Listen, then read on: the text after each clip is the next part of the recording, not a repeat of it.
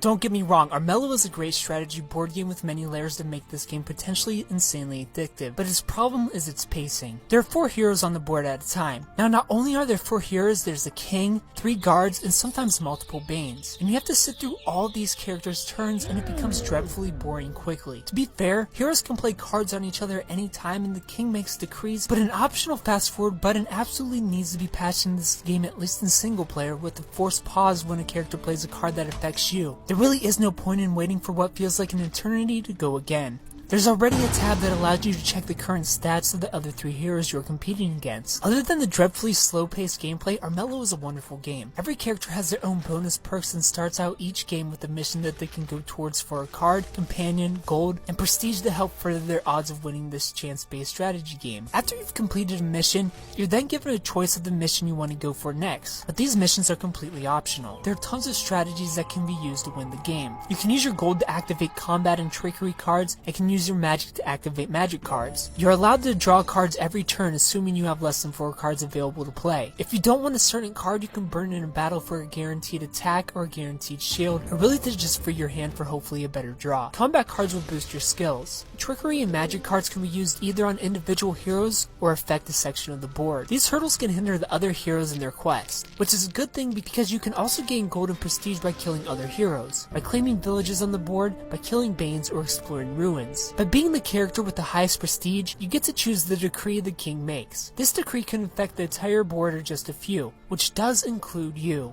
If the king dies by the rot before a character can defeat him, you will also win the game. The rot can be a good or bad thing depending on your strategy. You get the rot by playing cards or losing a battle against Banes. If you get up to 5, your character becomes corrupted. And like the king, every dawn you lose 1 health, but by defeating other characters you gain 1 health. And dying isn't all too bad here in Armello. If you die, you aren't out of the game, you just go back to your starting space. To win with the rot, you simply get your rot higher than the king's is, you attack the kingdom and defeat him in battle. You can also just straight up attack the king to win or collect all 4 Spirit Stone to cure him. I really love the game of Armello and want to pour hours and hours into this board game, but I feel like it doesn't respect my time enough, and in the current state it's in, I just can't. For being a game, you do a lot more waiting than you do playing, and that's a huge issue. For what it is, a strategy board game, 8.5 out of 10, but as an overall game, 6.5 out of 10 if